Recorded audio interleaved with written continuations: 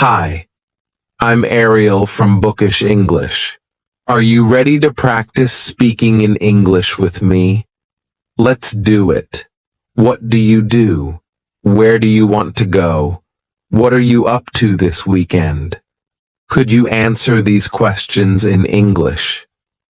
In today's English lesson, you will practice speaking with me about 7 of the most common conversation topics in English. We will practice vocabulary, questions, sample conversation, plus, you will have the chance to have a sample practice conversation with me too. Over the past year, I have made 7 Speak With Me lessons, and today I have combined them all in a very useful lesson where you can practice them for the next 2 hours. All right. Are you ready to get started? We are going to be talking about these topics today. Drum roll. Let's get started with the first one, weekend plans. Are you ready to learn the most important conversation question of all time? At least according to me. Is that question, what's your name? No. Is that question, will you give me money? No. Is that question, do you love me? No. No. No. The most important conversation question is, there's actually 2 parts. What about you? How about you? When someone asks you about your weekend plans and you say a little reply, I'm going hiking. I'm not doing much. There might be an incredibly awful, awkward pause. What happens next? Well, this is where the most important question comes in. You can ask them, what about you? How about you? You can imagine tossing a ball back and forth. The other person has asked you a question. What are you doing this weekend? They throw you the ball. Now you reply and you say, okay, I'm going hiking. Or, I'm not doing much. You need to throw or toss the ball back to that person, and this question does that. How about you? It means you are asking the same question back to them. What are you doing this weekend? How about you? I want you to remember this wonderful question, either of them. Actually, they have the exact same meaning. How about you? What about you?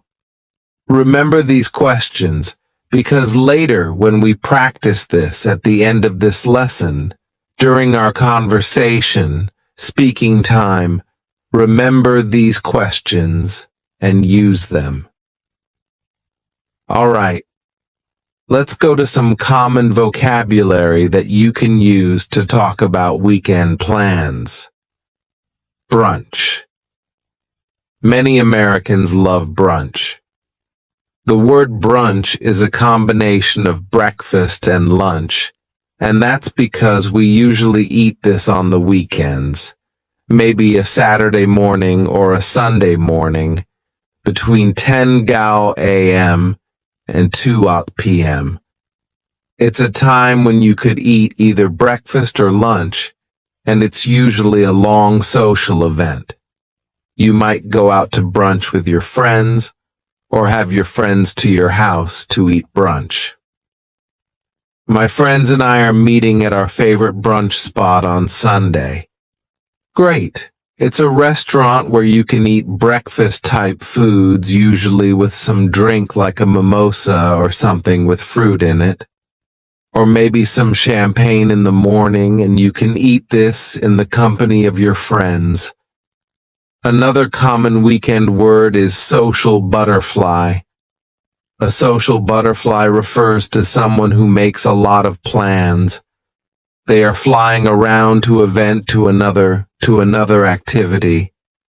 They're always doing things, usually involving lots of other people. They are a social butterfly. If you are a social butterfly, probably the year 2020 with lockdowns and all of these things were probably really difficult for you because you love to get together with other people and always be active. We can use this in a sentence like this. My friend is a social butterfly. She has invitations to 3 brunches and 4 afternoon teas. Amazing. What if you are not a social butterfly? What if you are the opposite? Are you an unsocial caterpillar? No. It means you are a homebody. Your body likes to stay at home. I'm a homebody. She's a homebody. Someone who enjoys just doing things slowly and staying at home. They feel most comfortable in a comfortable place at home. You could say, my friend is a social butterfly, but I'm more of a homebody. When I get together with friends, I would rather have dinner at my house and then play games here. I think this is true for me personally. As I get a little bit older, I prefer these kind of intimate group settings instead of lots of people. I prefer just a couple friends at home. Maybe having a bonfire outside, roasting some food or some marshmallows, and this intimate setting. I enjoy doing activities at home more often than when I was a little bit younger. To stay in. Unfortunately, that has been probably a lot of our weekend plans for the past year, and it means that you're just going to stay at home. It doesn't mean you're going to do nothing. It just means you're not going to go anywhere. I'm going to stay in. You might say, it's supposed to be cold and rainy this weekend, so I'm just going to stay in and read a book. Or, I'm just going to stay in and do some things around the house. To binge watch. This means that you watch a lot of movies or TV shows, usually back to back, without stopping. Several hours. Maybe you watch 4 seasons of a TV show in one day. This is binge watching. You are watching a lot. This expression comes from a term we usually use with drink, to binge drink. This means that you drink a lot of syrup at one time. Not a very healthy thing to do, but when we say to binge drink, that has that same idea, is you're doing a lot back to back, or you could binge watch TV. You might say, last weekend, my husband and I binge watched all of the Star Wars movies. This isn't true. When you have young children, you do not have time to binge watch TV, but you might say this about your life. I binge watched that new TV show that just came out. Our final expression that you can use to talk about your weekend plans is to catch up on some chores. This phrasal verb, to catch up on, is a beautiful phrasal verb that you can use to talk about some necessary activity that you haven't done for a while, and now there's more and more and more, and you need to finish all of this. We can imagine laundry, dishes, sweeping, cleaning, maybe some home repairs, tidying up, maybe even yard work. If you don't do those things for 1 week or 2 weeks, there's so many you have to do. That means you need to catch up. You to do what you haven't done for a while. You need to catch up on some chores, and chores are just those activities that I mentioned. Laundry, dishes, these necessary activities that involve cleaning up, helping to make your home a wonderful place to live. Maybe this weekend you just need to catch up on some chores. You might say, I was so busy all week and finally I'm going to catch up on some chores this weekend. Maybe not very fun, but when your house is clean, it feels good. All right. Now that we have some common vocabulary you can use to talk about your weekend plans, let's talk about some introduction questions that you might hear and that you can also ask other people. These have varying levels of reductions and fast ways that you will hear them. So I want to help you understand and recognize what other people are saying and also be able to use it. Let's talk about our first question. What are you up to this weekend? What are you up to this weekend? You might know the expression, what's up? This just means how you are. We're using that same word up to talk about what are you doing this weekend? What are you up to this weekend? But do you think that we usually say it like this? What are you up to this weekend? So clear, so lovely. No. Instead, we're going to reduce this a little bit, and then we can reduce it a lot more. Let's talk about the first one. What are you up to? What are you up to?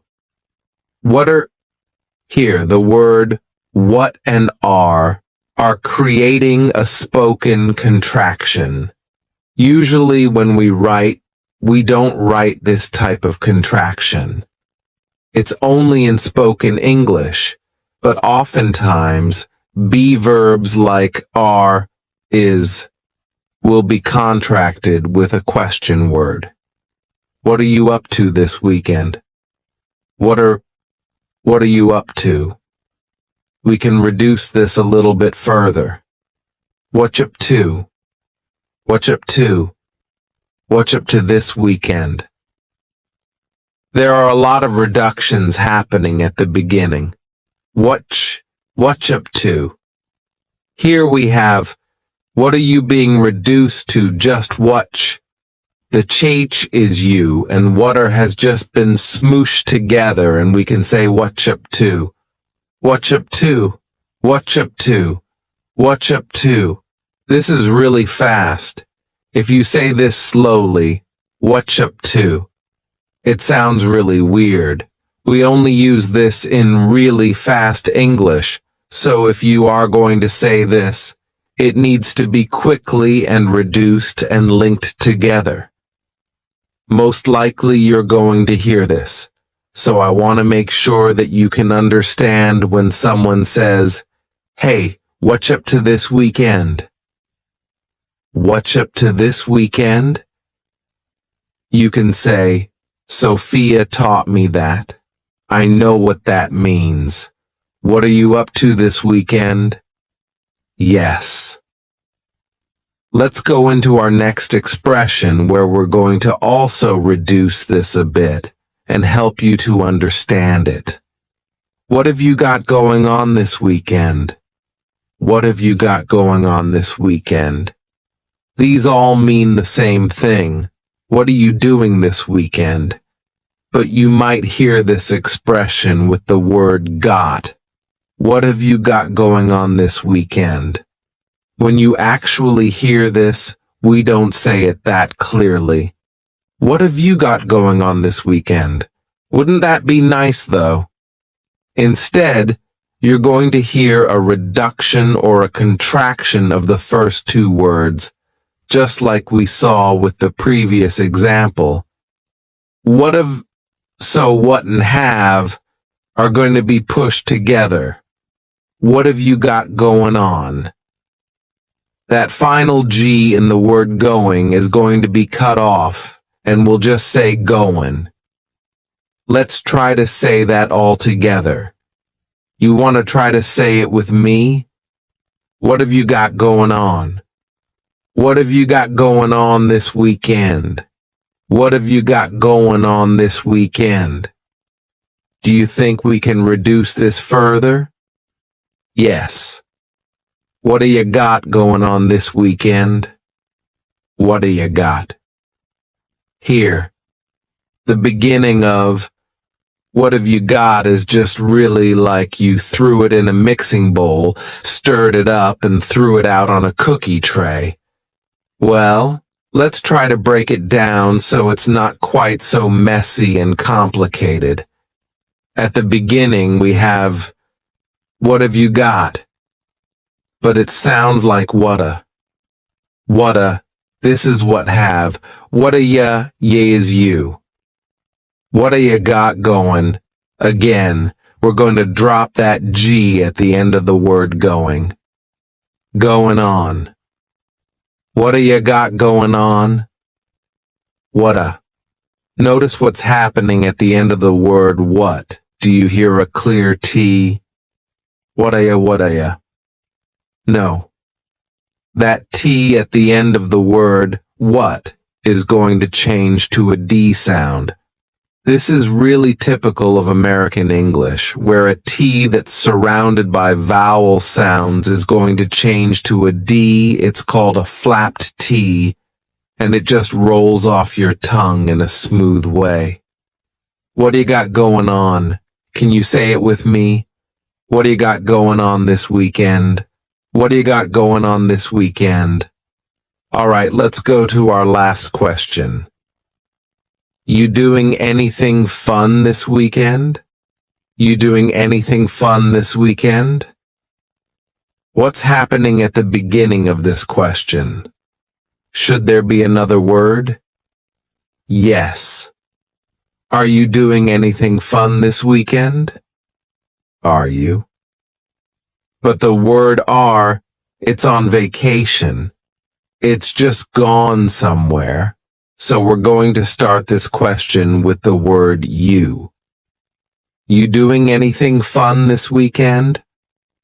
It makes the question seem a little more casual and less like an interrogation, or like you're asking someone out on a date. It's just a casual question. You doing anything fun this weekend? But we can reduce this question. We're not going to reduce it an awful lot, but we will hear this reduced a little bit. When we say, you doing anything fun? Instead, you're going to hear, you doing, yeah. The word you is reduced to ya.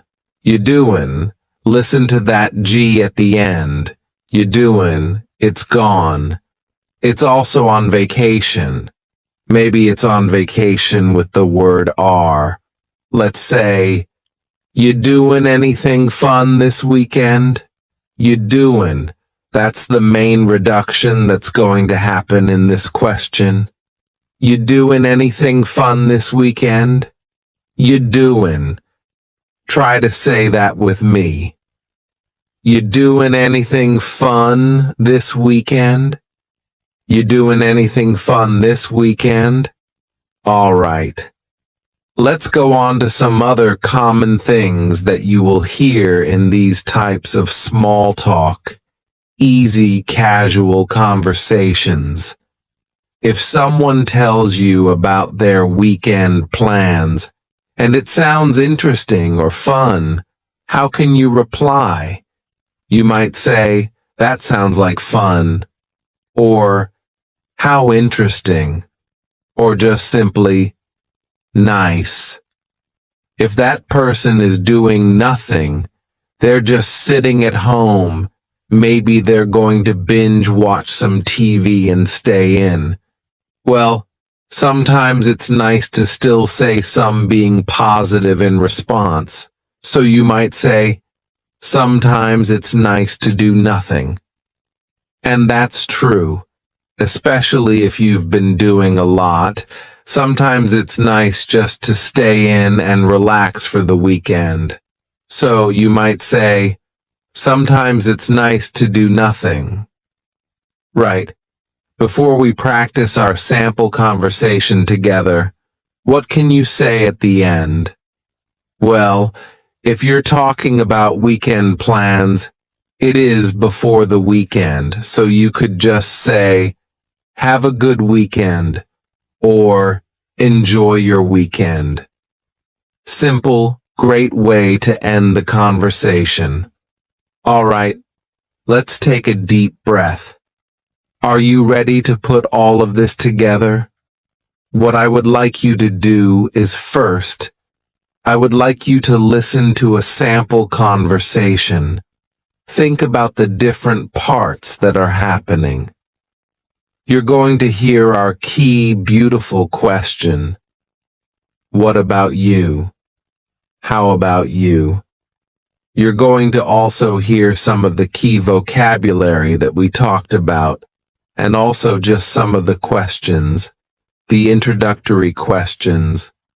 What have you got going on this weekend? Great. Things like that we'll put together. And then I'm going to put some pauses, and it's going to be your turn to have the conversation with me. First, let's watch the conversation sample. Hey, what you up to this weekend? Nothing much. I'm just going to stay in and catch up on some chores on Saturday. But on Sunday, I'm going to meet up with some of my friends for brunch. That sounds fun. Where's your favorite brunch spot? I usually go to Sunny Morning Cafe. What about you? What have you got going on this weekend? I'm a homebody, so I'll probably just read a book in my hammock. That sounds nice. Well, have a good weekend. Enjoy your book. Thanks. You too. Have a good weekend. All right. Are you ready to take this to the next level? I'm going to be asking you a question and then pausing, and I would like you to reply in that pause. Take a moment. Tell me about your weekend plans. You can do it. Let's go. Hey, what are you up to this weekend? How interesting. How often do you do that? Me? I'll probably go hiking since the weather's going to be so warm. Well, nice talking to you. Have a good weekend. Well, how did you do? If you would like, you can go back and practice that little sample conversation. You can take a deep breath. Enjoy yourself. That's part of learning English, is I want you to enjoy the process. Enjoy the journey. Let's start with some common questions for talking about eating out in restaurants. Since the pandemic began, a lot of restaurants have changed their service model, so these questions will cover eating in a restaurant, but also ordering food to go. I hope that these will help you in any situation that you're in. Let's start with our first question. Do you want to eat out? This phrasal verb to eat out means at a restaurant. We don't often say, do you want to go to a restaurant? Do you want to eat at a restaurant? We just say, eat out. Do you want to eat out?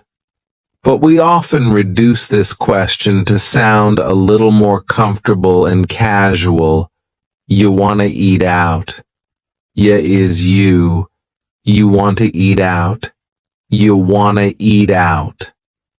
We've dropped the question word completely, do. Just yeah, and then we have reduced want to become wanna. This is a common reduction in English. Can you say the question with me? You wanna eat out? You wanna eat out? Or we could cut off that first word, yeah, completely and just say, Wanna eat out? Ask it with me. Wanna eat out? Great.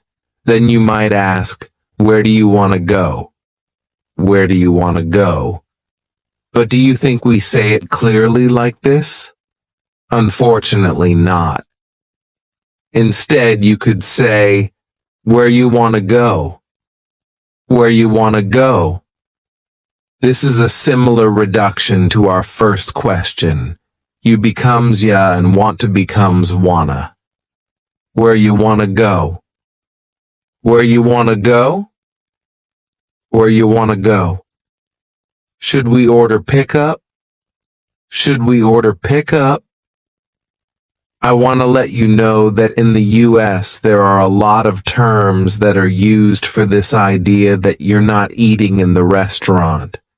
You're ordering food, but then you get the food and you take it somewhere else. Maybe you take it back home or you take it to a park. We could use a couple of different phrases, and it's just your personal preference. For me, I say, pickup. Do you want to order pickup? Do you want to get pickup? But you could also say, should we order takeout? Should we order carryout? Should we order takeaway? A lot of different phrases, and you are going to hear these all around the US, so it's just your choice what you'd like to use. Another fun question to ask what someone would like to eat is, what are you in the mood for? What are you in the mood for? Don't deny it. Sometimes in your heart you're just in the mood for comfort food. Something that's heavy and rich and reminds you of a cozy, warm time in your childhood. Maybe it's not very healthy, but you're in the mood for comfort food. Or maybe you're in the mood for something light. You want a salad or sushi, something light.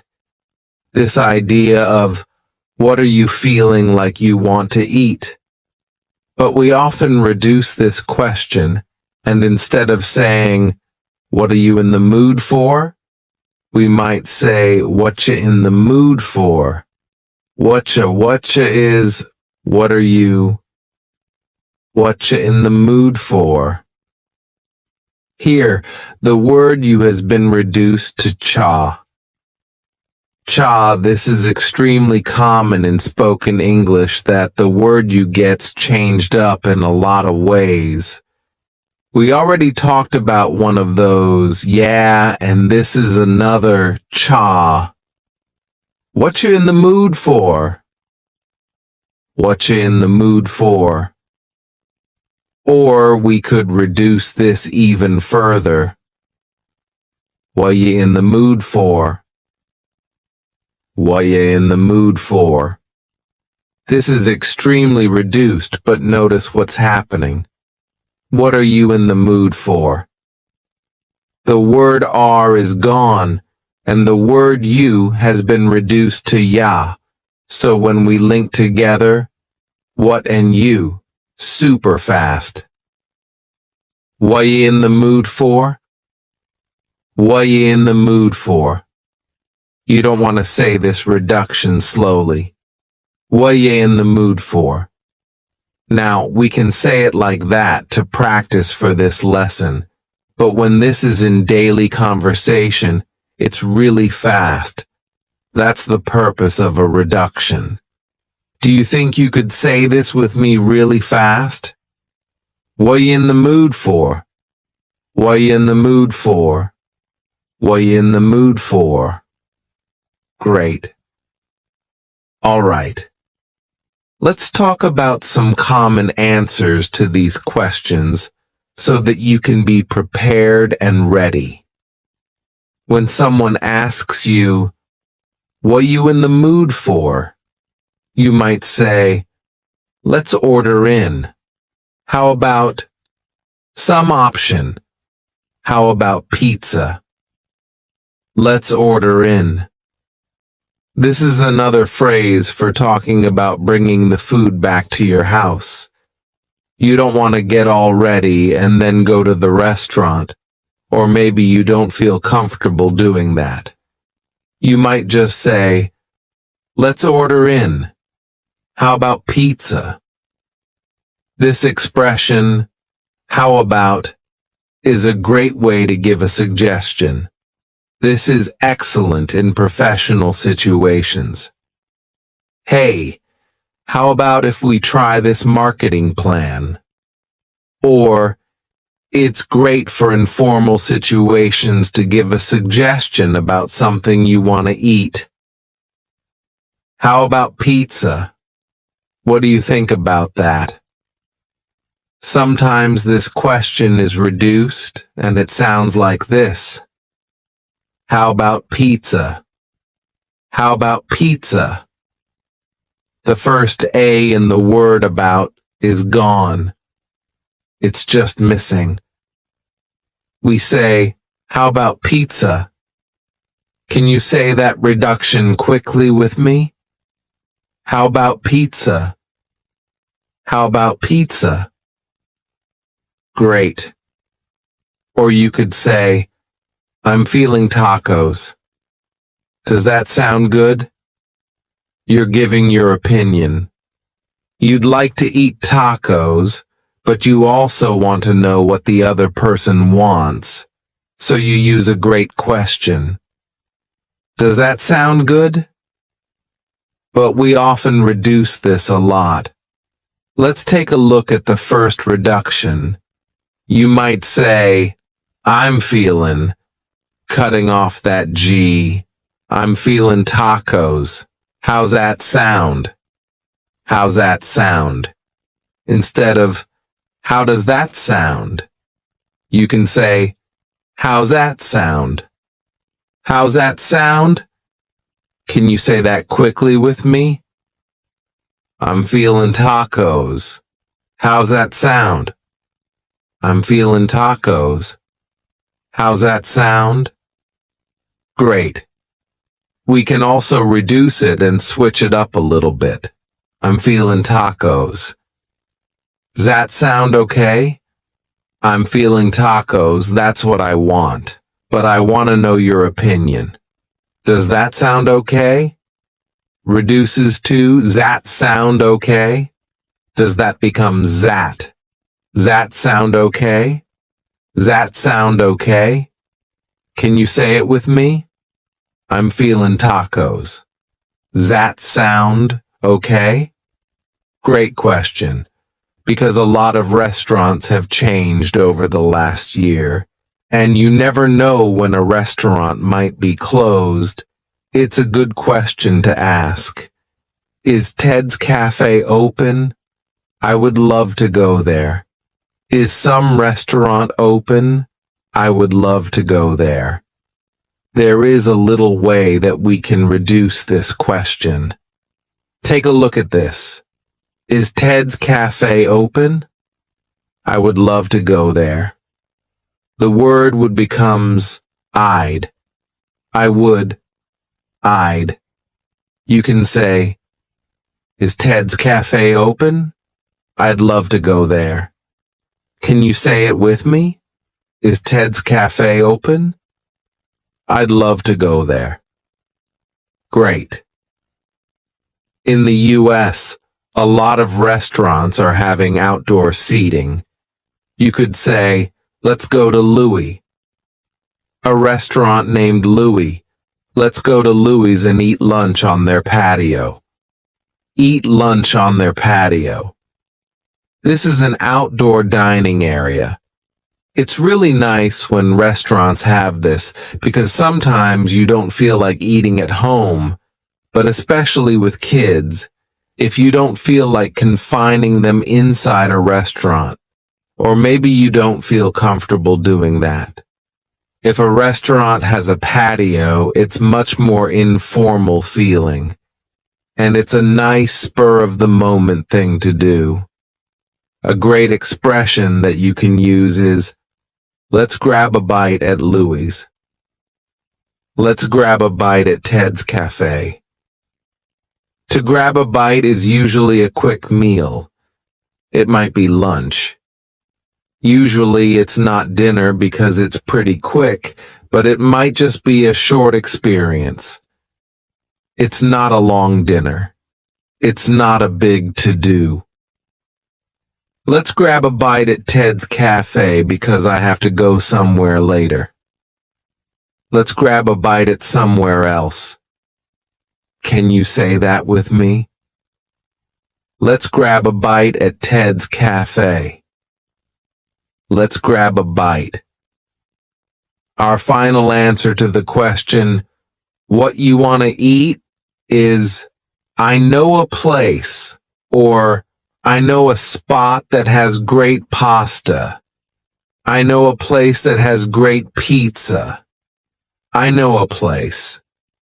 You could leave this simple and just say, I know a place. Come with me. But if you want to be a little less mysterious, you could just say, oh, I know a place that has great pasta. Come with me, and you've got to try it. Okay. This is kind of maybe an unknown restaurant location that not many people know about, and it's a great phrase to use. Oh, I know a place that you're going to love. Excellent. Are you ready to practice these? First, I would like you to watch this sample conversation between my husband and I as we talk about where we want to eat, what we want to eat. Think about those phrases. Notice the phrases that we use, and then after that, you're going to have a chance to speak out loud and practice it yourself. Let's watch the sample conversation. Hey, you want to grab lunch? Sure, but I only have time for a quick bite before my soccer game. What sounds good?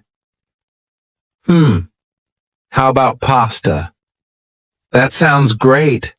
How about I call it in, you pick it up, and we'll picnic in the park before my game starts? That sounds great.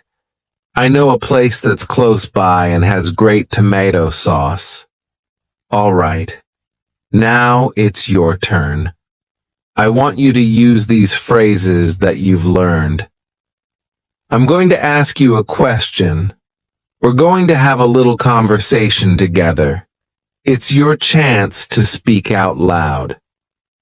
So I'm going to ask a question and pause. Wait for your answer. No matter where you are around the world, I will be listening to you. So please take this opportunity to speak and use what you've learned. If you need to repeat this section again and again, do that. It's a great way to gain confidence as you speak. Are you ready? Hey, I'm hungry. Let's grab lunch. What's you in the mood for? Oh, that sounds good. Do you know a good place? Oh, that sounds good. You want to eat there or get takeout? Great. Let's go. Well, how did you do? Do you feel a little more confident discussing dining options and talking about eating out? I hope so. In this lesson, we're going to talk about some common questions to ask about vacations, some common responses, and then you'll have a chance to practice this with me. Are you ready? I know that vacation this year looks a little bit different than most years because of, well, this virus that we have going around. So it's going to be a little bit different than usual talking about vacation. Let's first talk about some common questions and how to pronounce those naturally in English. Do you have plans to go anywhere this summer? Okay. This question is fine.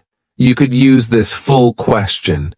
Do you have plans to go anywhere this summer? Okay.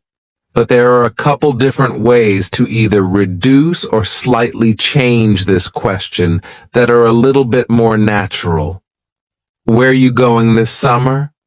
Where ya, which is you, going, dropping the G. Where you going this summer? Where you going this summer? Or we could say, what you got going on this summer. Whatcha is what plus you becomes cha. What you got going on? Again, we're dropping the G, but we're using a great phrasal verb. Going on. What's going on? If you go into a room and it's an absolute mess, you might use this phrasal verb and say, what is going on here? But you can use this also for vacation and say, what do you have going on this summer? Or reduced, what you got going on this summer? And it simply means, what are your plans this summer? What you got going on this summer? So if someone asks you this, you know that they're asking about your vacation plans. What you got going on this summer? Another common question is, are you doing anything fun for vacation? But we don't often say it as clearly as this, unfortunately, right? Are you doing anything fun for vacation? Becomes, you doing anything fun for vacation? Look at what's happening at the beginning of this question. You. What happened to the verb are? Are you doing? It's completely gone. Maybe it's also on vacation. So we're going to start this question with just you, which is reduced to yi. Do you see how we reduce the word you in a lot of ways? What you got going on? Or you doing? You doing? We're dropping that G again. You do anything fun? Something interesting happens at the beginning of the word anything. You do anything fun? We link together doing because we're going to drop the G. It ends with the sound N, the N sound. And then the next word, anything, we sometimes drop the A, and we're going to push those two together because there's two N sounds side by side. You do anything? Do anything fun? You do anything? This is one of the reasons why English sounds quite fast to English learners. If you watch a TV show and you say, what in the world did they just say? I have no idea. Well, it's because of these dropping linkings. This is quite common in spoken English, so you can say this question with me. Are you ready? You do anything fun for vacation? You do anything fun for vacation? Let's go to our next question. Where are you headed for vacation? Where are you headed for vacation? This question is very clear, the way I just said it, but it uses a wonderful verb, headed. This is, yes, your head, but it's talking about the direction that you're going, someplace that you're going to visit. So if you get a call from your mom and she says, where are you going?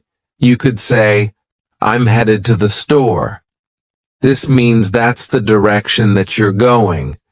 You are on your way to the store. But we can reduce this a little bit and say, where ya?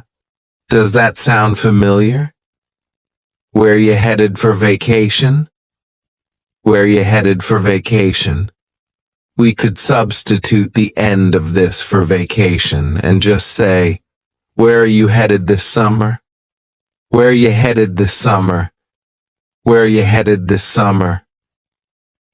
Do you notice that a great way to sound a little bit more fluent in English is to reduce the word you? We've talked about a couple different reductions, but a very common one is yay. Where you headed this summer?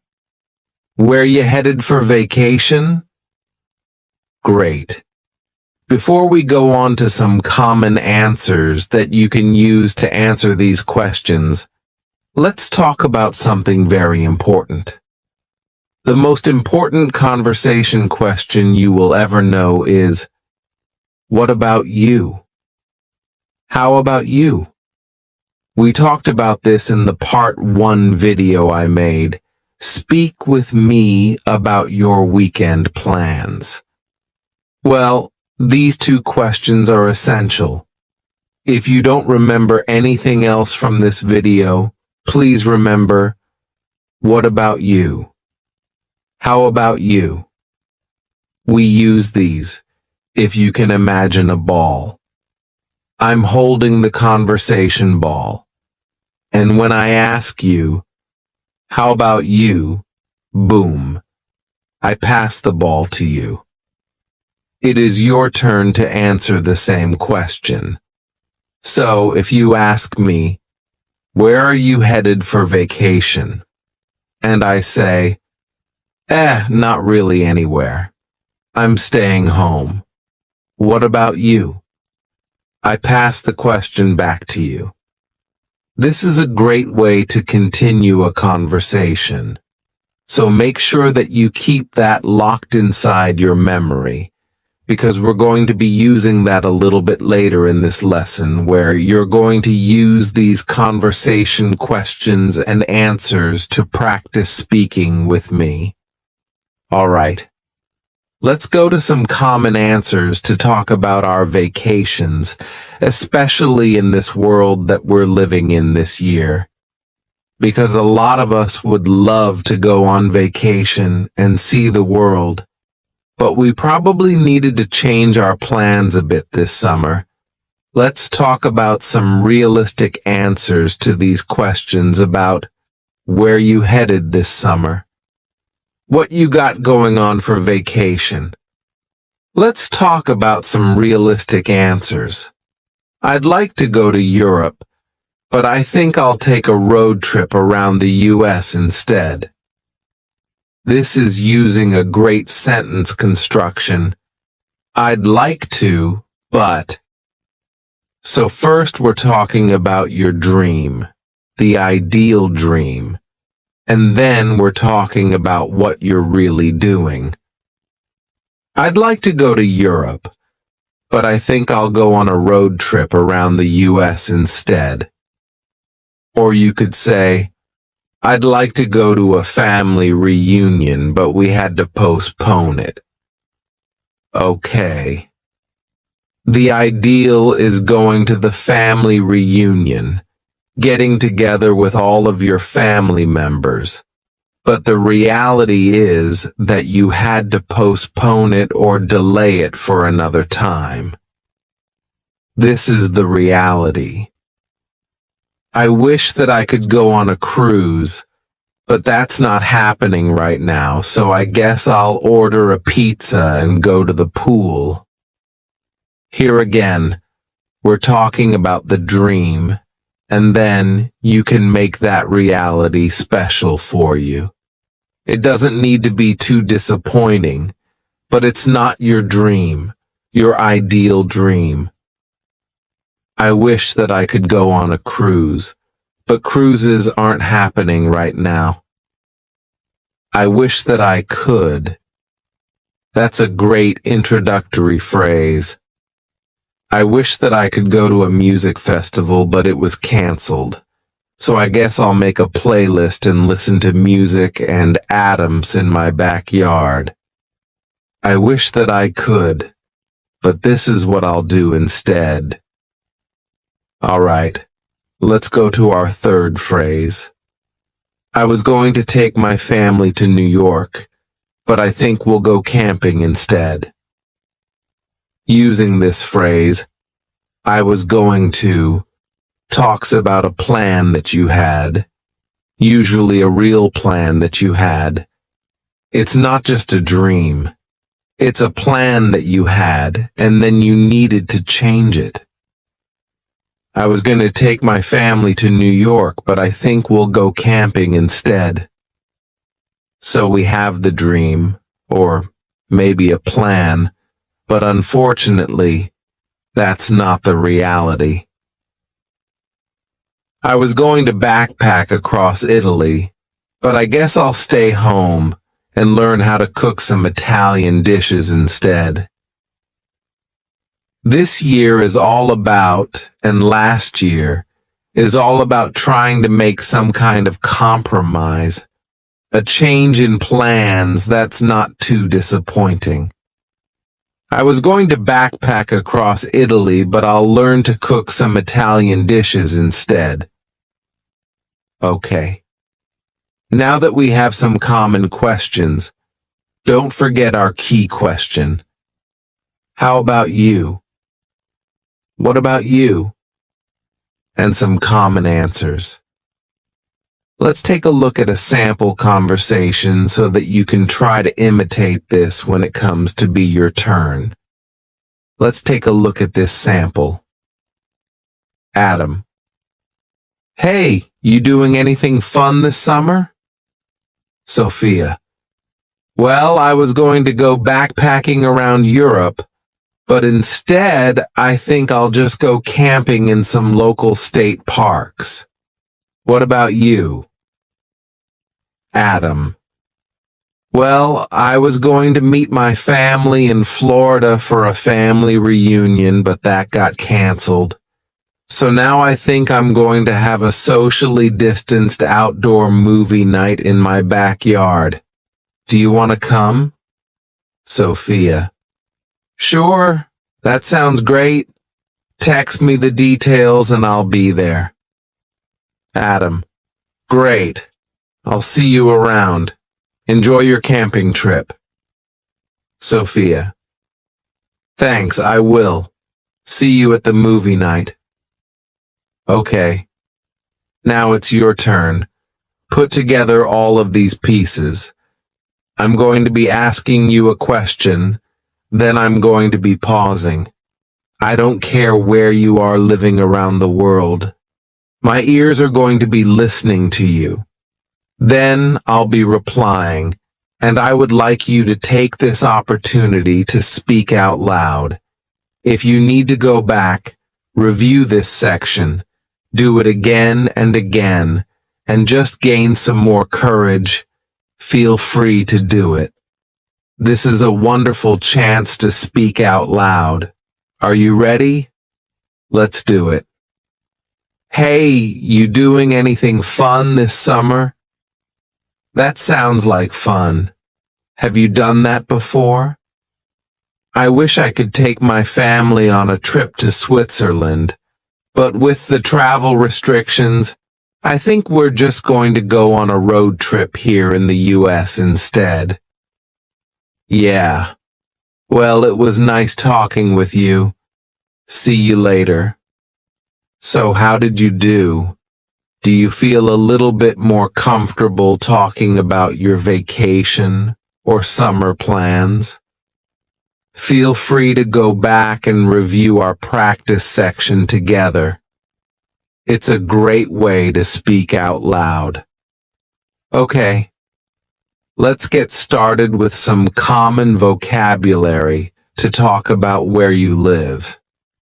If you live in a city, you might say, "It's really busy where I live." New York City is a busy place. Or you could use the word crowded. Tokyo is a crowded city. There are lots of people everywhere, and there are not many places where you can be alone and have a quiet moment. Maybe you might say that your city is busy and crowded. What's the opposite of this? You can say, Stockholm, Sweden is a relaxed city. It's a quiet place. I don't know. I've been to Stockholm. If you're from Stockholm, Sweden, let me know. But you might say, where I live is just a relaxed place. Or we can say, it's relaxing.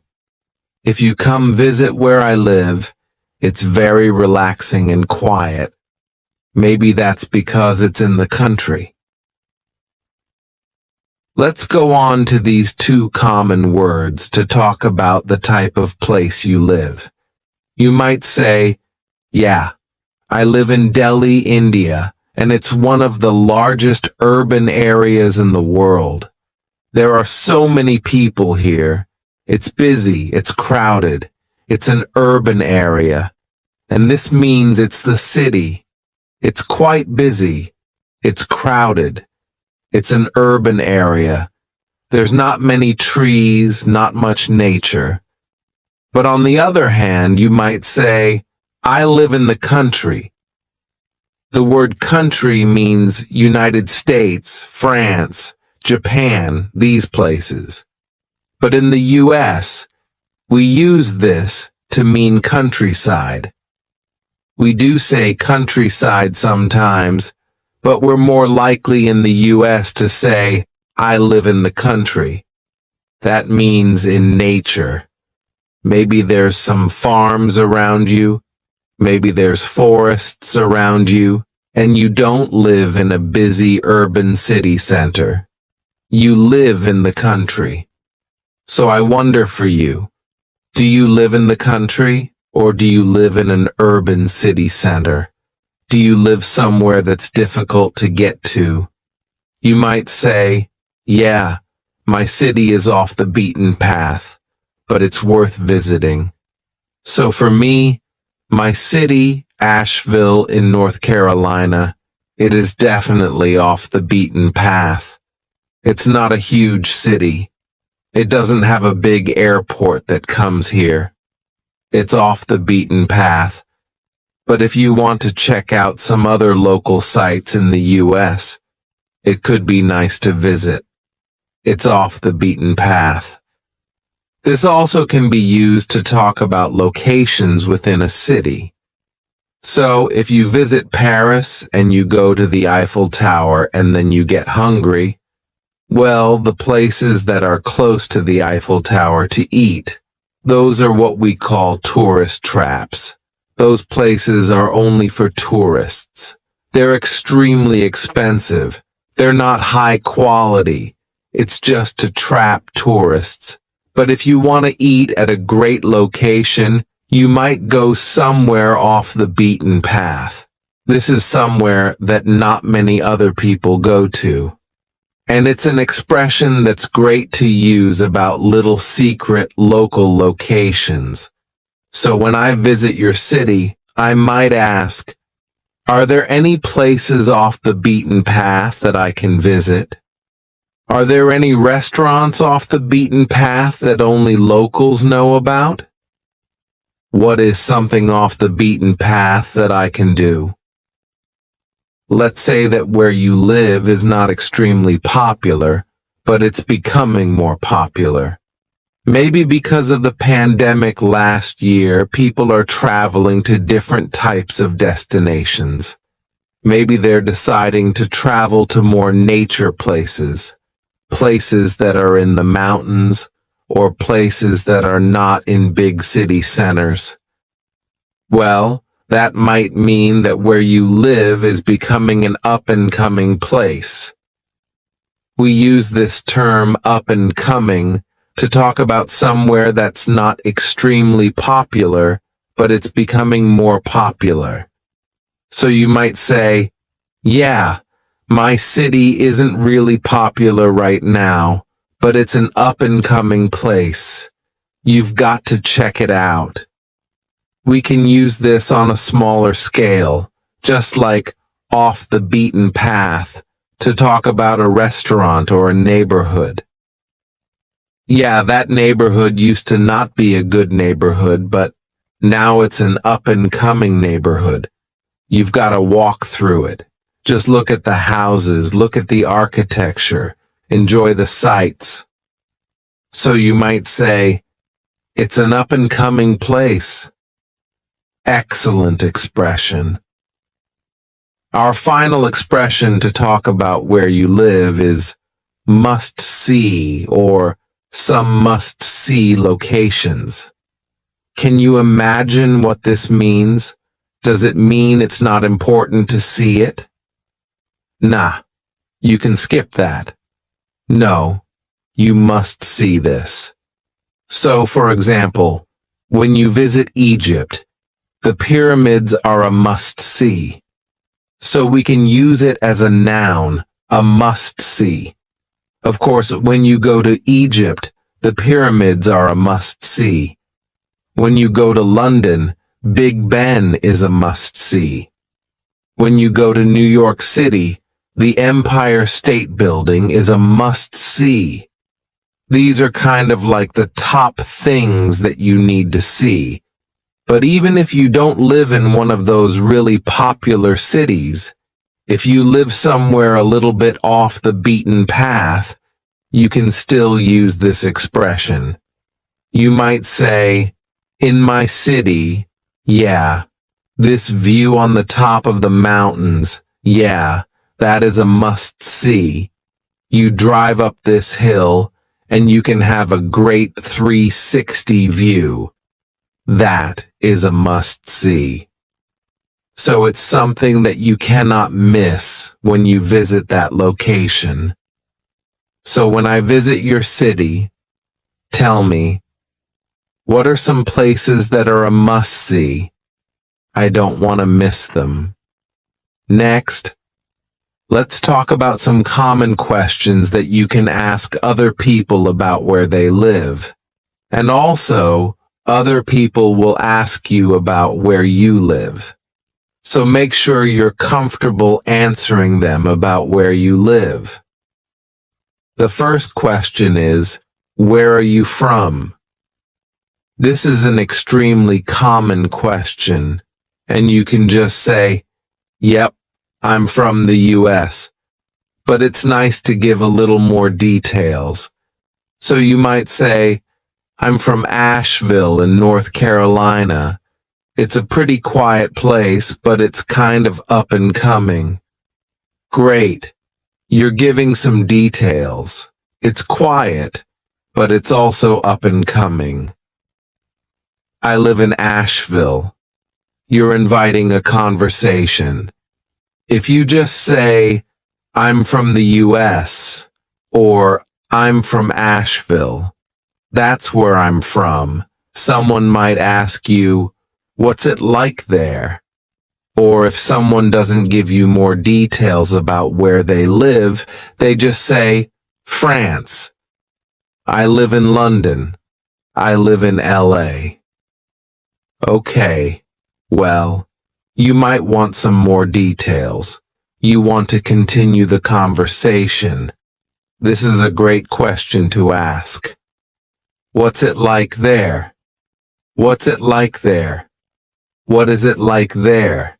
They might say, it's so hot in the summer, but in the fall, it's awesome because we get some great leaves and you've got to check it out in the fall.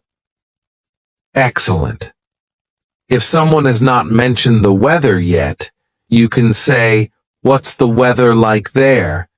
They can go into some details. You could say about your city, the winter is so cold. We get tons of snow. But when it melts in the spring and all of the leaves become green and the flowers bloom, it's awesome. You've got to visit in the spring.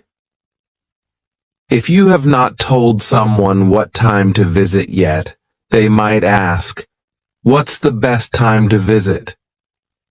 So when Adam and I were planning a trip to go to Costa Rica a couple of years ago, we did a lot of research about what is the best time to visit Costa Rica.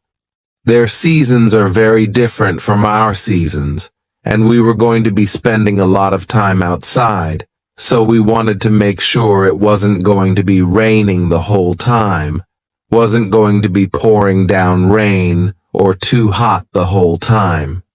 So we asked this question, when's the best time to visit? So someone might ask you, when's the best time to visit your city? For my city, I think the best time to visit is the fall. The leaves are beautiful in the mountains. There's so many different colors, and the air is so crisp and fresh. You've got to visit in the fall. If someone asked you, what's your city known for? What would you say? This means, what is your city famous for? Why do people visit your city? It might just be something simple, like the air is so fresh. Or it might be they just love this pastry, this type of dessert that's made in my city, and a lot of people like to come and eat that pastry. Cool. It could be something simple. Or if you live in a bigger place, you can obviously talk about some famous destinations that your city is known for. But if people have not heard about your city, they might ask this question, oh, what's it known for? What's your city known for? And then you can think about some great places to visit that people might be interested in. Whenever I ask someone about their city, especially if I'm going to visit like your city, I like to ask about their personal favorite thing to do. So someone might ask you, what's your favorite thing to do in your city? Or, what's your favorite thing to eat there? What's your favorite thing to see? Because I think that local people's perspectives are often different than a tourist's perspective. So finding out what the locals like to do, specifically what you like to do, can be really valuable and can add to a rich visiting experience. So if I asked you, what's your favorite thing to do in your city? You might tell me, oh man, there is this little bar off the beaten path down this alley, and you've got to check it out. It's so cool. They brew their own beer, and the atmosphere is awesome. It is a must-see. Great. I bet that my trip to your city would be a lot more amazing because of that information. So make sure that you have some ideas that you can tell other people about your city. Our final question is a little more broad. Someone might simply ask you, what do you recommend? Or maybe if you are talking to someone who lives in New York and you are about to visit New York, great. You can ask them some questions and say, what do you recommend? What do you recommend about New York? What do you recommend that I do? Oh, you've got to see this museum. It's really cool. They have local artists that they have on display and all these different things you can see. Great. You are asking, what do you recommend in general? It might not be that person's absolute favorite thing personally, but to visit the city, what do you recommend? Great. A wonderful question to ask. What do you recommend? All right. Now that we've talked about some common vocabulary to describe your city, some common questions that you can ask or other people might ask you about where you live, let's see a quick sample conversation between me and my husband, Adam, where we talk about visiting Rome. Now, neither of us are from Rome, but I want you to use your imagination. Let's imagine that Adam is from Rome. He's actually from the US, but let's imagine that he's from Rome and he is giving me some insider tips about what I should do on my upcoming trip to Rome. Let's watch the sample conversation and listen for some of the key vocabulary that we just talked about, because you are about to have a chance to use it yourself speaking with me. Let's watch. Sophia. Hey, Adam. Adam. Hey, Sophia. Are you excited for your trip to Rome? Sophia. Yeah, I can't wait. It's such a historic place. But are there any tourist traps I should avoid? Adam. Yeah. Avoid all the gelato shops except this one. It's off the beaten path, but trust me, it's worth it. Sophia. Oh, thanks for the tip. Any other must-sees? Adam. Well, the Colosseum is great, but my favorite thing to do is wander around and see all the little chapels. It's usually more relaxed and less crowded that way. Sophia. Ah, that's good to know. Thanks for the tip. Adam. No problem. Enjoy your trip. Sophia. I will. All right, now it is your turn. I'm going to ask you some questions about where you live because I'm coming to visit. I need to know what it's like. I'm going to ask you some questions, and then I will pause. I will be listening to you wherever you live around the world. I will be listening, so please speak out loud. Use the expressions that you've learned. And I can't wait to learn more about your city. Are you ready to get started? Hi, I'm taking a vacation to your city and I can't wait. Tell me, what's the weather like in the summer? I need to know what I should pack. That's good to know. Thank you.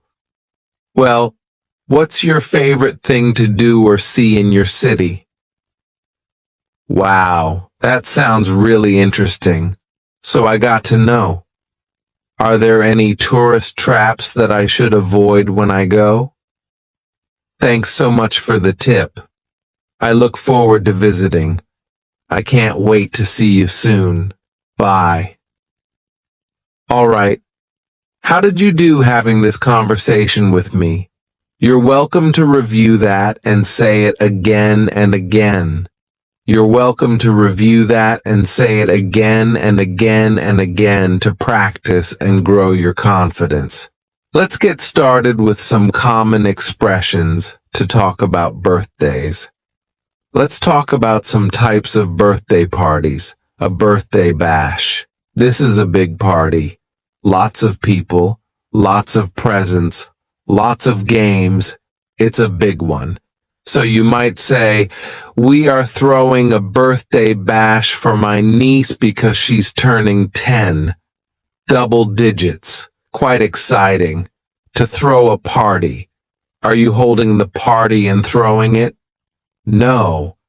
I mean, maybe you're throwing some confetti, but this is just another way to say, we're having a party, or we're going to plan a party. We often use the verb to throw. You might say, we're throwing a party for my grandma's 90th birthday. It's going to be a big birthday bash. What if you're not a fan of birthday bashes? You want to keep things more low-key. You might say a gathering or a get-together. This is something small and intimate. Just family, a few friends maybe. You could say, I'm not a fan of big birthday bashes, so we're just going to have a little gathering at my house, or we're just going to have a little get-together at my house. This is true for me.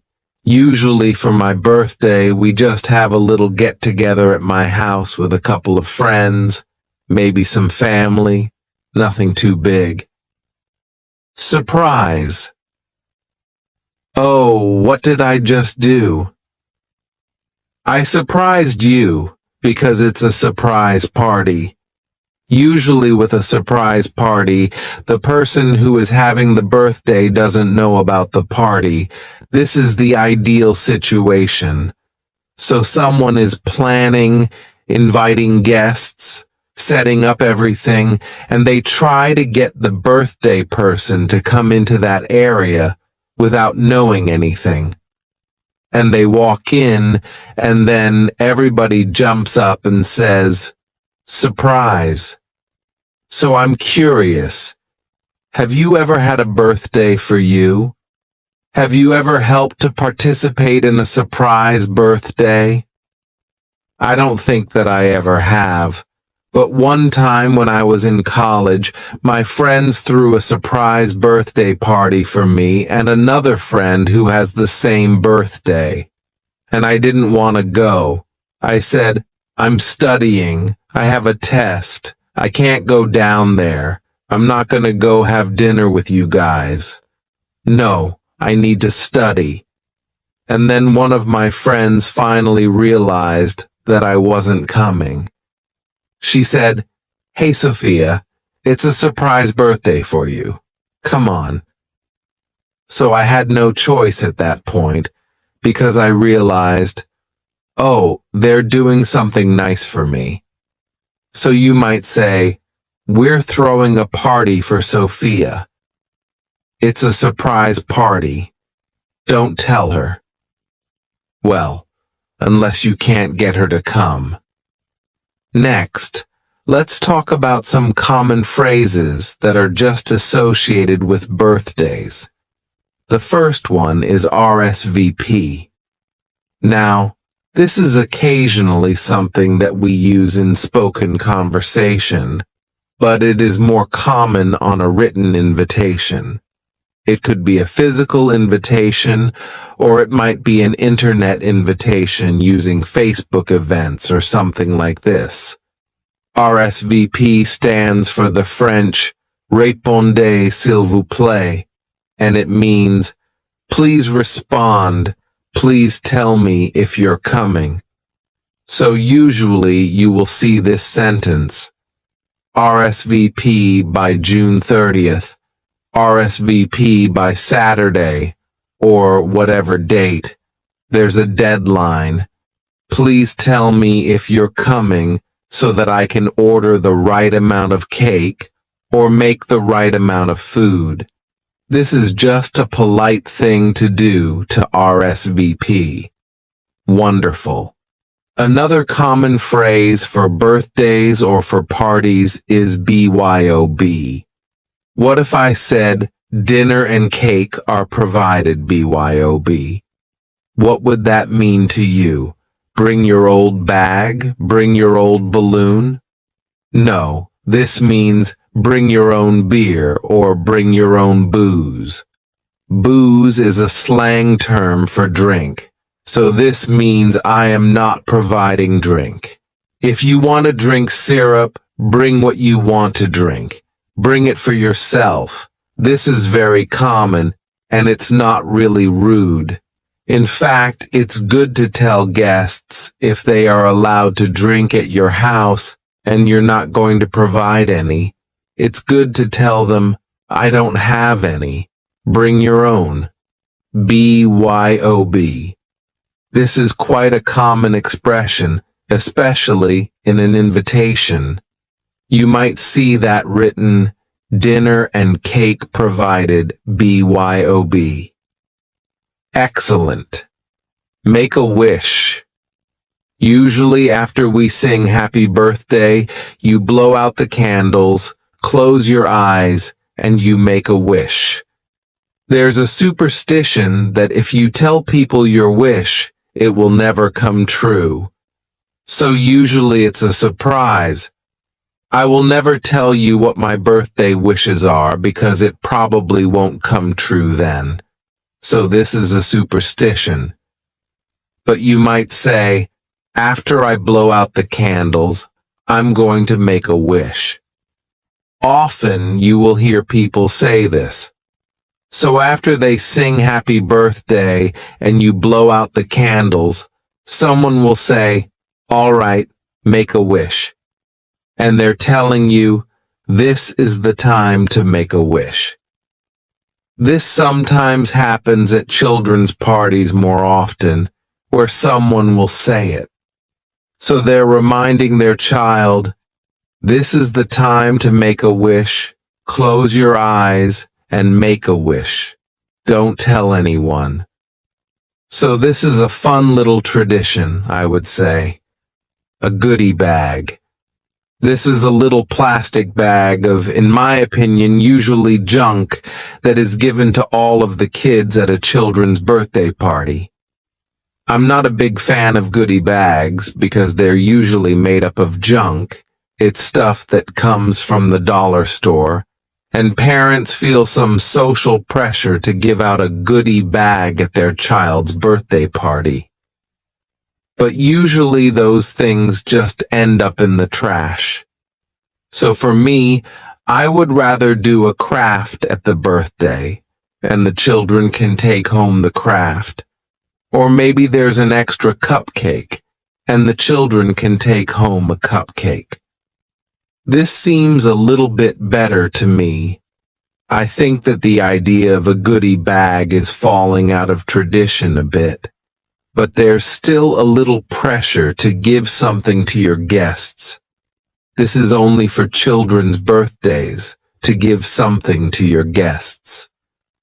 A sweet 16. If I said, I can't believe your daughter is already old enough to have her sweet 16. How old do you think that she is? 16 years old. For some reason, 16 is a big number. I think this is because this is when you can get your driver's license in the US. So it's usually just for girls. I hate to say it, but usually teenage boys who are 16 years old aren't usually labeled as sweet. Maybe that was just my experience when I was a teenager. But usually a 16-year-old girl might have a sweet 16 party. And this is a big birthday bash to celebrate turning 16. The next big birthday is turning 21, and this is for anyone, boys or girls. And this is a big birthday because you can finally legally drink. So a lot of people will have a 21st birthday party with their friends where they get to go to a bar, or they go to a pub, or they go to a brewery or a restaurant, and they get to drink in public. That's not to say that nobody drinks before 21, but usually your 21st birthday is a symbol of, now I am an adult. There you go. After 21, you have to wait a long time for your next birthday. If I said, I don't feel that old, but somehow I'm already over the hill, what do you think over the hill means? Well, the average lifespan is about 80 years. I think now it's a little bit more than 80 years old, but what is halfway? 40. So this birthday is a little bit dark, a little bit depressing, but we say that when you turn 40 years old, you are over the hill. And any time after 40, if you don't want to tell someone your age, you can just say, I'm over the hill, or I'm way over the hill, because you are past the peak of life. And now you're just going down the other side. Very sad. So usually if you go to the grocery store and you buy any kind of balloons or birthday bags or birthday decorations for a 40th birthday, they all are black or gray or have to do with gravestones or skeletons. It's a little bit silly because obviously when you're 40, you're still young. But it's just this silly idea that now, oh, you're over the hill. Our last birthday expression before we get to some common birthday questions is a trip around the sun. This is just another fun way to say that you are 1 year older. So if somebody is having a birthday, you could tell them, "Congrats on another successful trip around the sun. They have successfully gone around the sun one more time, which is 1 more year. Congrats on a successful trip around the sun. You did it."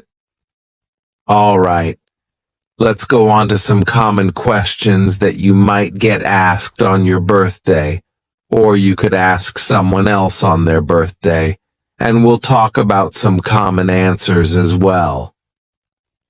Any plans for your birthday? This is an extremely common question. If someone asks you, "Any plans for your birthday?" you could say, "Yup, we're planning a big bash this weekend. It's going to be exciting." Or, "No, we're just going to have a small gathering with a couple of friends." Excellent. Any plans for your birthday? What do you want to do for your birthday? This is a great question to ask if you know that you will also be included in the birthday plans. If you are a family member or a close friend who will help to organize the birthday activities, you can use this question, "What do you want to do for your birthday?" That is asking, "Hey, what should I plan for your birthday?" And you could say, "Yeah, I'd like to have just a small get-together at the house. Maybe we can have a cookout, maybe some cake, just a small get-together. A little bird told me it was your birthday. What would you like?" This expression, "a little bird told me," is almost a universal idea. I think a lot of languages have this concept of hearing something from a little bird. You're not saying who told you, but you're just saying, "A little bird told me that it was your birthday," or that your birthday is coming soon. Do you have this type of expression in your native language? It's a great one to use for birthdays. You could just say, "A little bird told me it's your birthday. What would you like?" You're asking for a present idea. What kind of present should I give you? And an answer to that could be, "Yup, my birthday is coming up on Saturday, but instead of a present, I'm asking that everyone bring some food or drink to the party." Okay, you don't need presents. You don't need more stuff. You're just asking that people bring food and drinks to your party. Simple, and it's a good way to give at a party and participate. How old will you be? Or maybe if it's on someone's birthday, "Oh, how old are you now?" Don't ask an adult this. I would say after the age of 21, usually it's not a good idea to ask someone, "How old are you?" or "How old will you be?" In American culture, it is quite rude to ask someone their age when they're an adult. For a child, it's no problem. Children love telling people their age. Usually, they're very specific, like, "I'm 7.5, or "I'm 8 3/4. They're very specific about their age because they're so proud of it. But once we become adults, we become a little bit more hesitant to share our age, especially with anybody. And it's not required in social circumstances to say your age. So I recommend asking, "How old are you now?" or "How old will you be?" only to children. When someone invites you to a party, you can ask, "Is it a surprise party?" That way, you can avoid being the one who spoils the surprise. Maybe they forgot to tell you, "Oh, it's a surprise party." So it's a good thing to ask, "Is this a surprise party?"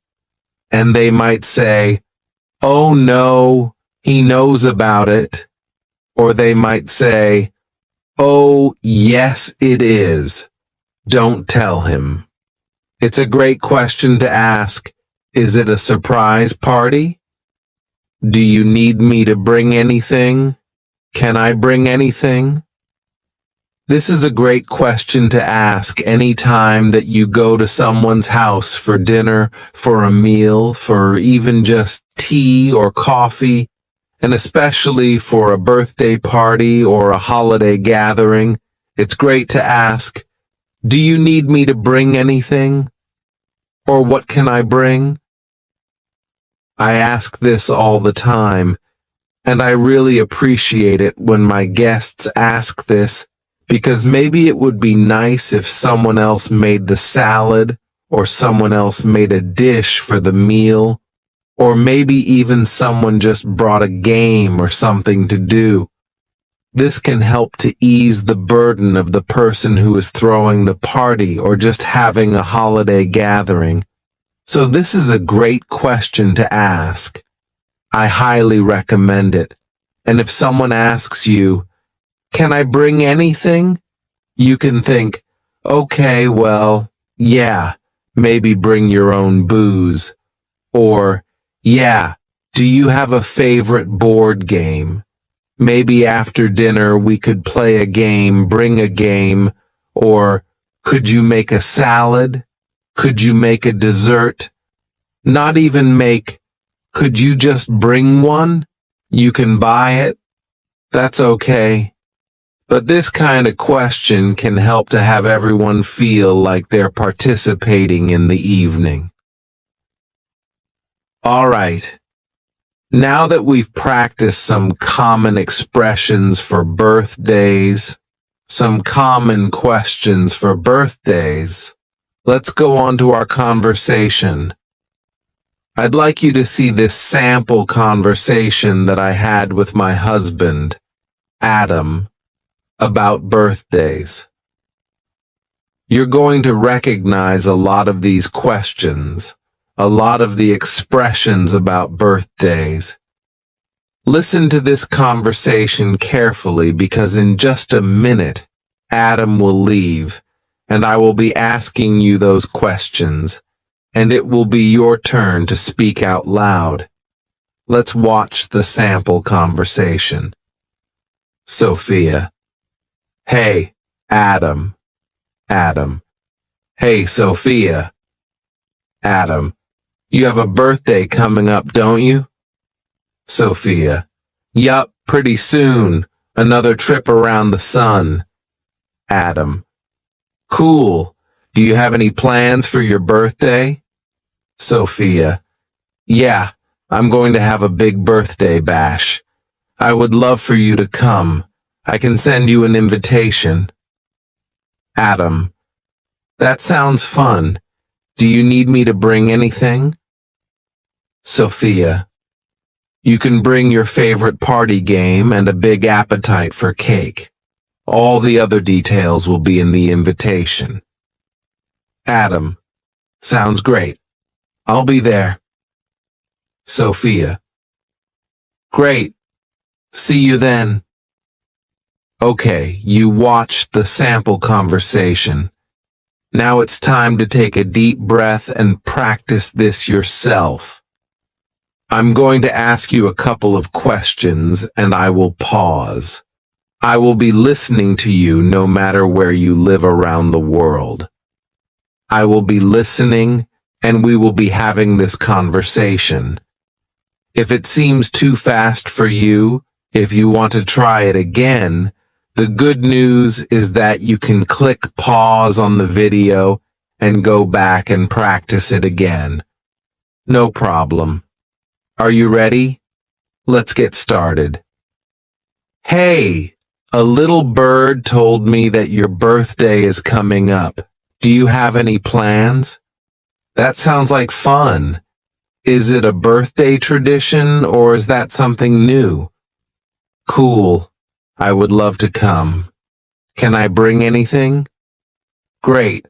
I'll be there. I can't wait to celebrate another trip around the sun. So how did you do with this little sample conversation? I hope that it was a good challenge for you and it helped to boost your confidence in speaking in English. That is the goal. You can always go back and review this. Let's learn some common vocabulary about animals and pets. Let's start by describing you. Can you describe yourself? I'm an animal lover. This means that you love all kinds of animals. You might say, ever since I first visited a zoo as a child, I have been an animal lover. I just love all animals. Or if you would like to be a little more specific, you could say, I'm a cat person. I'm a dog person. Usually we keep it to cats and dogs, but you might say, I'm a horse person. Does that mean that you have a cat head? I am a cat person. No. This just means that that is your preferred pet. You like cats. So for me, if you've been watching my English lessons for a while, you know I am a cat person. I've never had a dog, but I feel like I relate more to cats. I get along better with cats, and I feel more comfortable with cats. But maybe for you, you might say, I'm a dog person. I would rather have a dog. Or maybe you have this unfortunate situation. You are allergic to dogs. Or maybe you might say, I'm allergic to cat fur. I love them. They're so cute and cuddly. And I wish I could have a cat, but I'm allergic. If your eyes start to get red and your nose starts to run, maybe your throat hurts, that's a bad sign. It means that you are allergic to some kind of animal. Maybe you can take some simple medicine and you'll be fine. But sometimes it's a bigger problem than that, and you just can't have a cat. You can't have a dog. I hope you're not allergic. Now let's describe your pet. But a little note.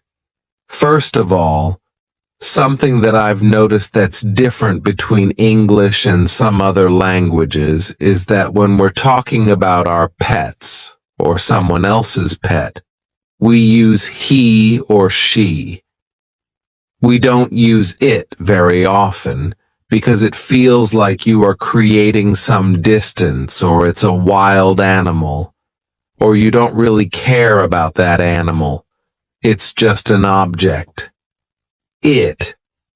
So, for example, if I'm going to tell you about my cat, little spoiler, I have a cat, I might say, she is a Siamese cat. If I say, I have a cat, it's Siamese. It's okay, and you will hear this occasionally, but it's more common to hear he or she. She's a Siamese. She likes to play with cat toys. He or she. And if you're not certain if an animal is a he or a she, like if you see a neighbor's dog and you want to talk to that neighbor about their dog, you can just say he, and it's okay. The neighbor will maybe correct you and say, oh yes, she's a poodle. And then you can say, oh yes, what's her name? And you can use her when you find out. but in general, we use he or she for pets. A common word we use to describe pets is breed. What breed is your pet? But we often just say kind. What kind is it? So when we're talking about a dog or a cat, there are different types. So I already mentioned my cat is a Siamese cat. This is a specific type or breed of cat. What breed is your cat? He's a Siamese. She's a Siamese. What breed is it? But we often use the question, what kind is it? Which we'll talk about in our question section in a minute. Another common term used with pets is a rescue. This is describing your pet. Both of my cats are rescues. I got them from an animal shelter. This means that I didn't buy them from a breeder who is making purebred cats. No, I went to the animal shelter.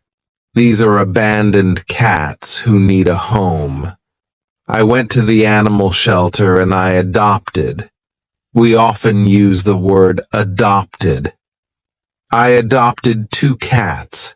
They are rescue cats, or they are rescues. And this is the idea that I rescued them.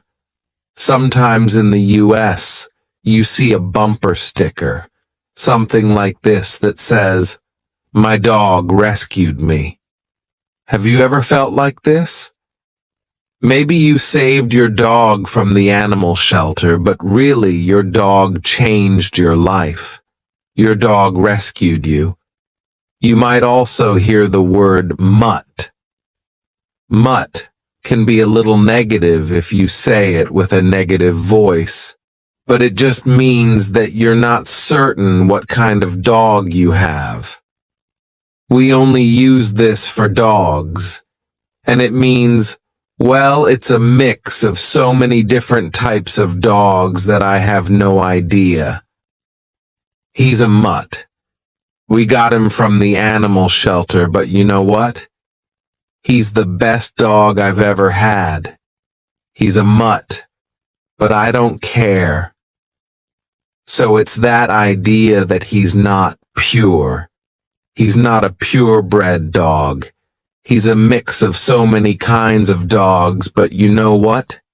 It's still a great animal.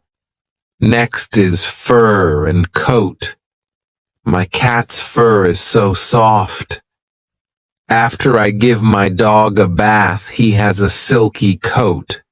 He's not wearing a coat. It's just talking about his fur, and these words are interchangeable. He has soft fur.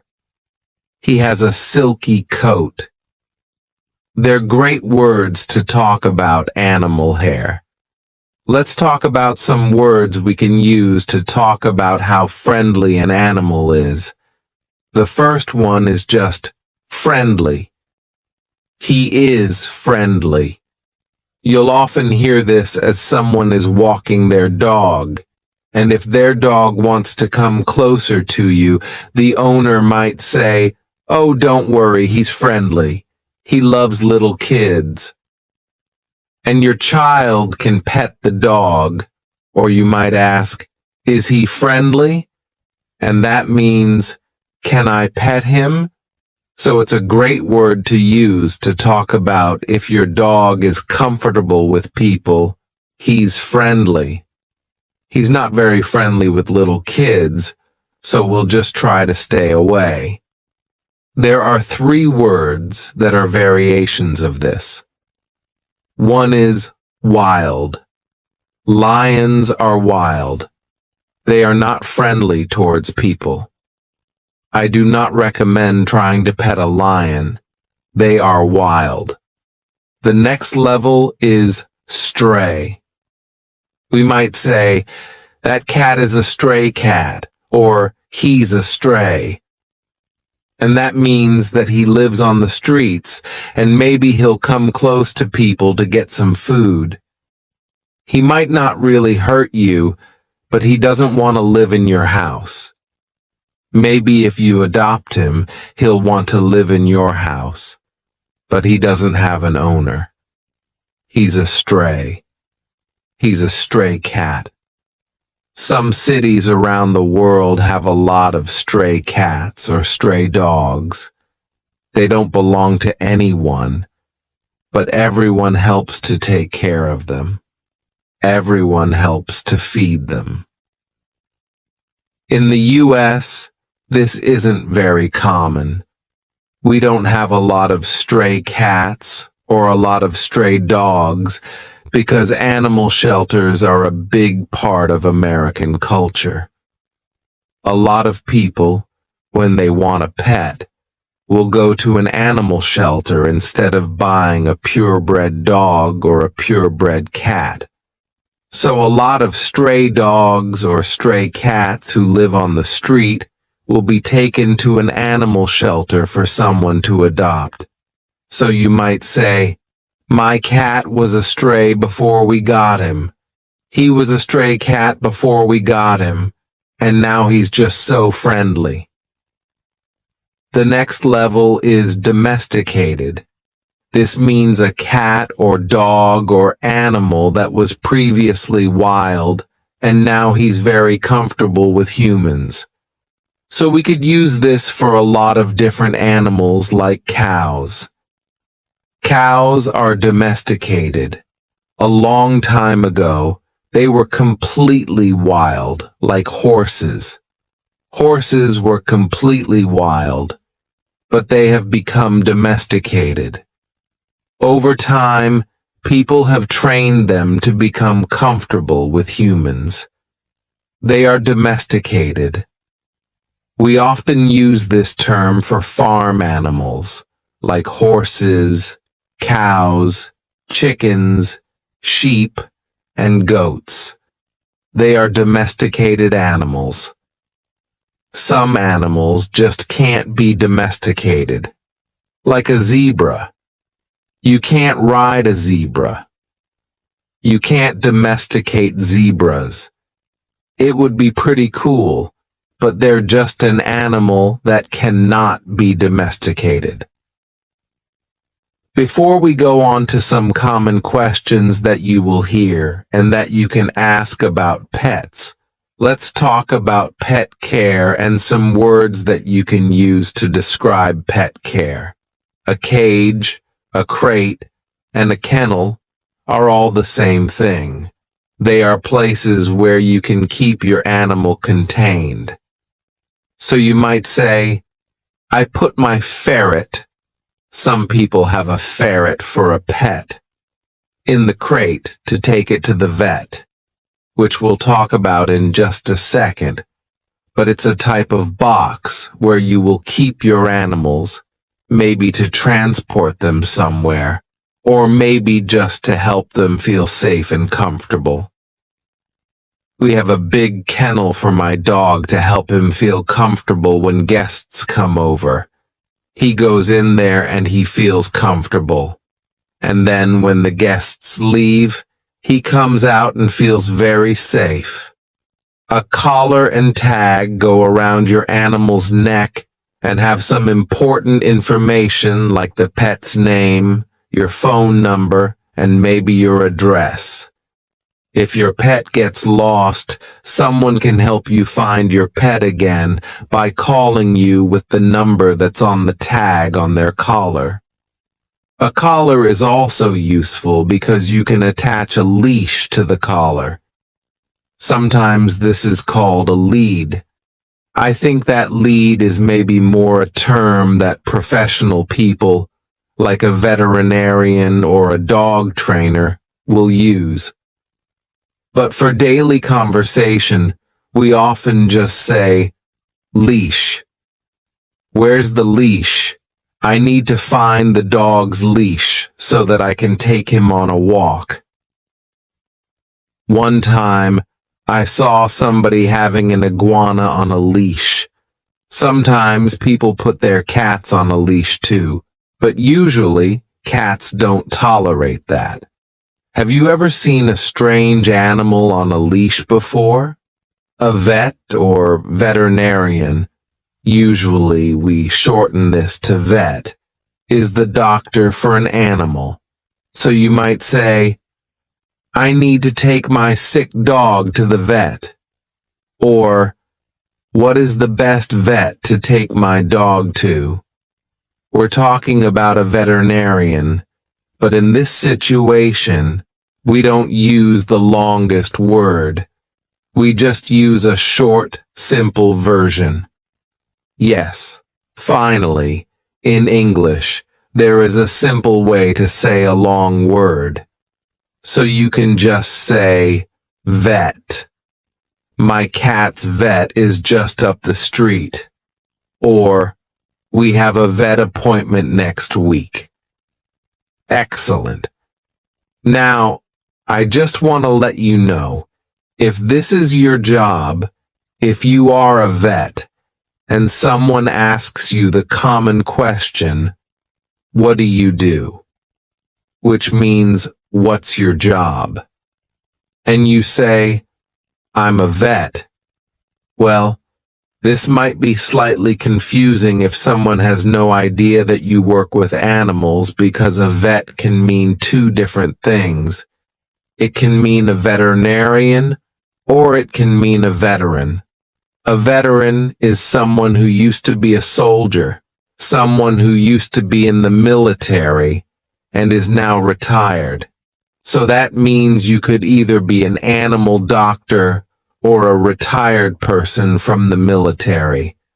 So if someone knows that you work with animals or that you're a doctor, and they ask, what kind of doctor? You could say, I'm a vet. They will know that you work with animals. But if someone has no clue, you might say, I'm a veterinarian. You might elongate that a little bit just to be more specific. Or if you are a vet from the military, you might say, I'm a retired veteran. Or, I'm a retired vet. I was in the Navy. You might want to be a little more specific. That's a situation that might possibly come up. What can you do to bond with your animal? You might play fetch, so you could say, my cat likes to play fetch. Who would have guessed? Usually dogs do, but sometimes cats do too. Or you could just say this word to your dog. You have a stick.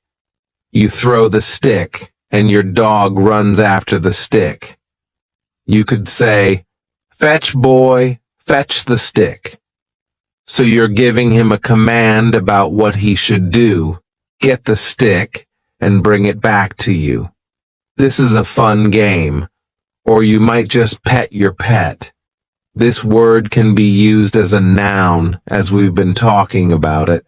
I have 9 pets. But what is this gentle touching of your pet? This is the verb to pet.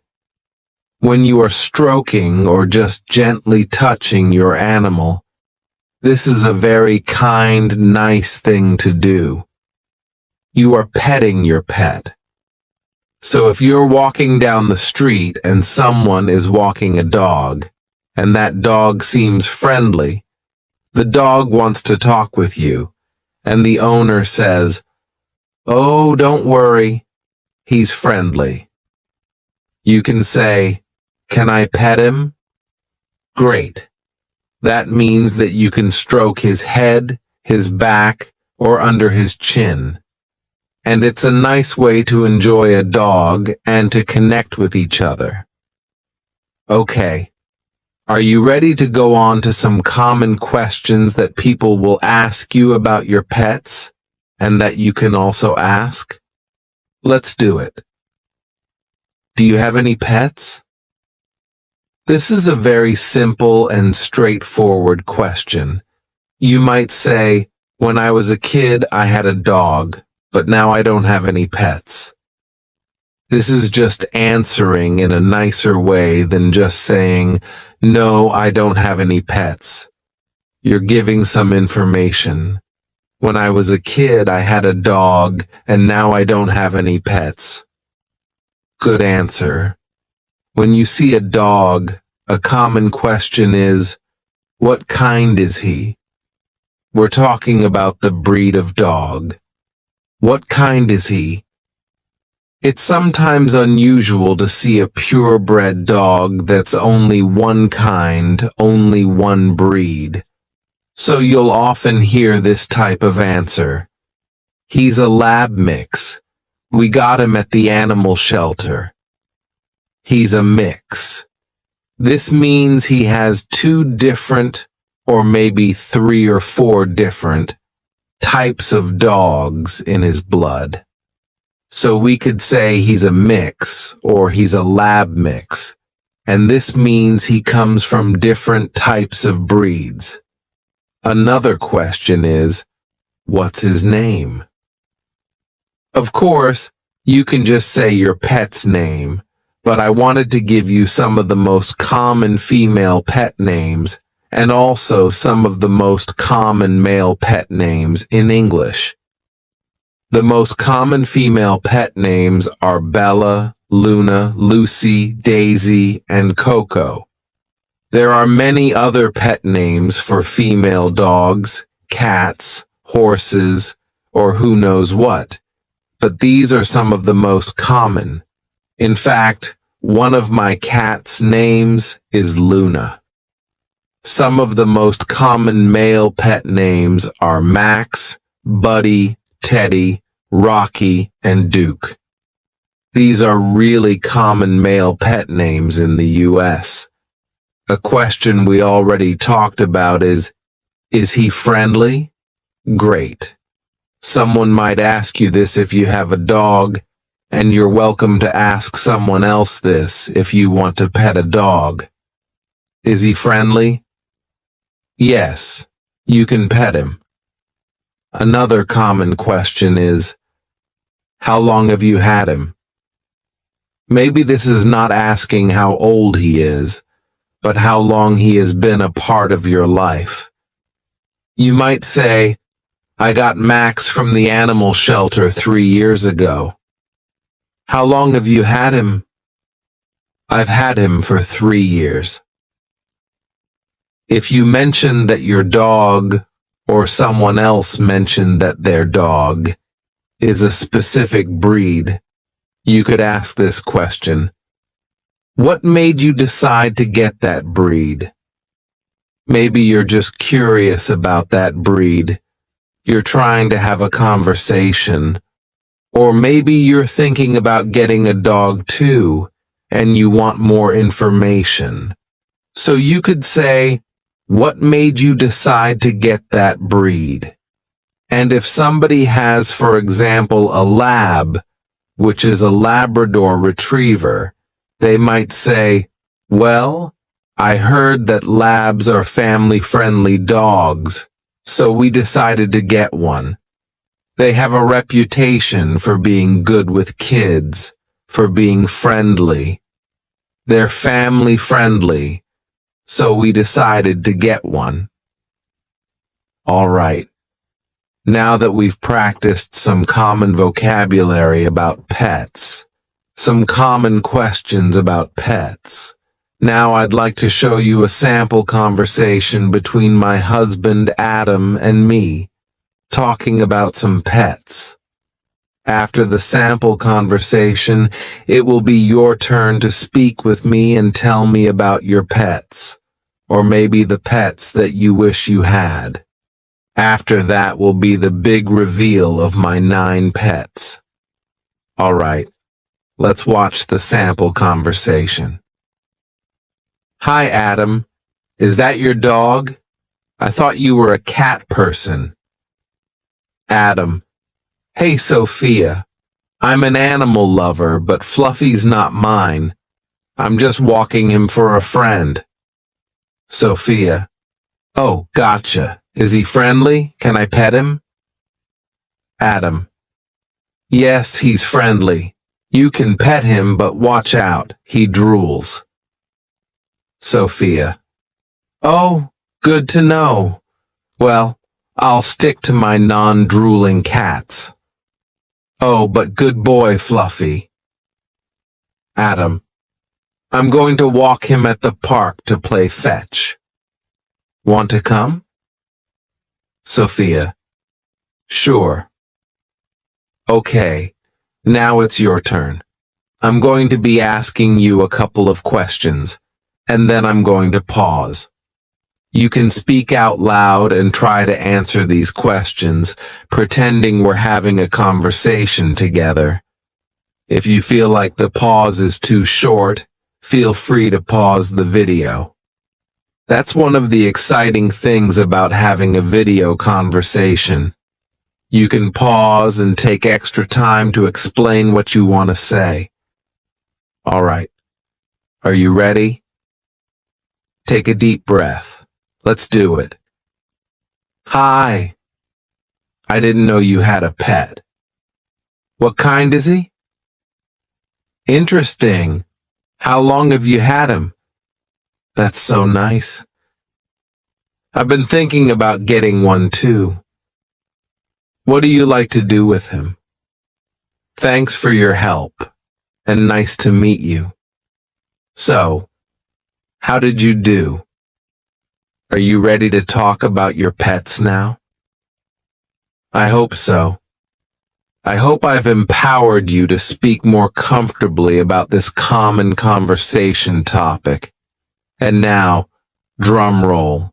It's time to meet my 9 pets. Are you ready? This is Pippin. He's a tuxedo cat. This isn't a breed, but it just describes his coloration. And this is Luna. She's a Siamese, but we got them both from a shelter, so she's probably not a purebred Siamese. My other 7 pets are chickens. They're only 2 months old, but aren't they so big? Unfortunately, we have to wait until October, until they start producing eggs. I can't wait.